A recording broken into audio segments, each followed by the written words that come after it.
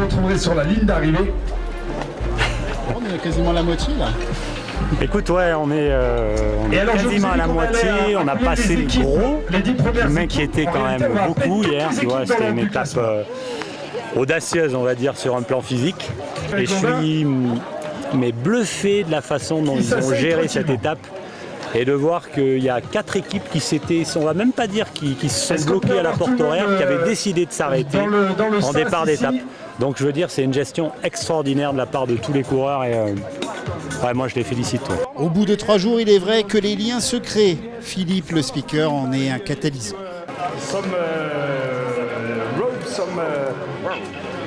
Est-ce que tu peux arrêter de me filmer quand je galère en anglais, s'il te plaît? Celle-là, elle n'est pas au montage. Hein. Celle-là, elle n'est pas au montage, elle est interdite au montage. Et il insiste. Et si tu voulais de l'aide, on peut pas t'aider en anglais. Et c'est pas avec des périgourdins que je vais parler anglais. Non. Et pourtant, mais je sais pas que j'apprécie que c'est un monument d'événement et je suis super fier d'être sur cet événement-là. C'est évident. Regarde l'ambiance. Sinon tu dis en occitan de chez nous. Des pays sautés, futto qui qu'on va partir dans 5 minutes. Allez. Top. C'est parti. Et voilà, on est sur Et c'est parti pour une 3e étape au long cours, direction le Queyras, 57 km pour 2850 mètres de dénivelé pour atteindre Arvieux, une étape plus courte que la veille, mais tout aussi sportive et endurante.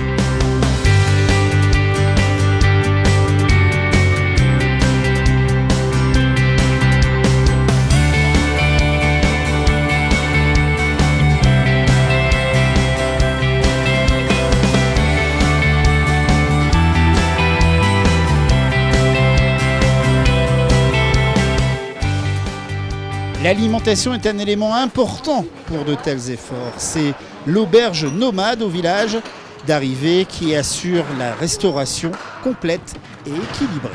Alors voilà les carafes. Tu vois dessous il y a des verres. Donc tu peux déjà prendre toute cette pièce. L'auberge nomade est détachée de l'auberge des Écrins à Champoléon. Et c'est l'auberge nomade qui emmène la nourriture sur des événements tels que l'Alpe Épique.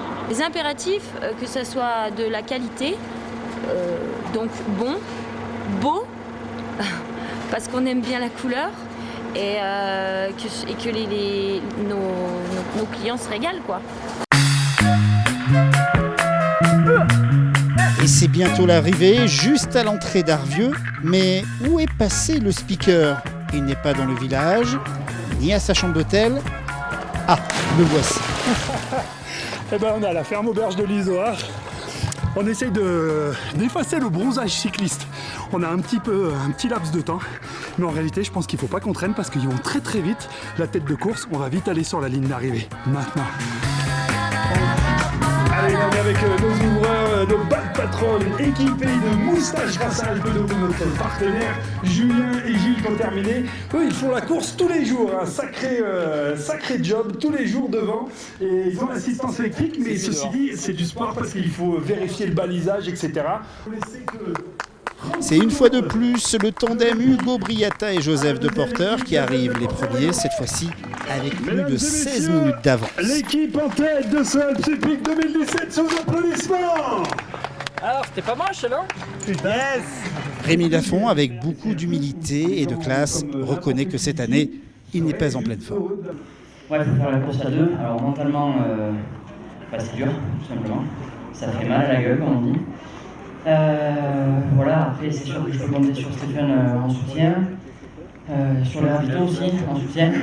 non, sérieusement, ouais, c'est dur. Là, je vis des moments difficiles. Une nouvelle page s'est écrite dans le Queyras pour l'Alpe Epique. Ce vendredi, avant-dernière étape qui amènera les coureurs à Risoul, une étape de 63 km avec plus de 2800 mètres de dénivelé.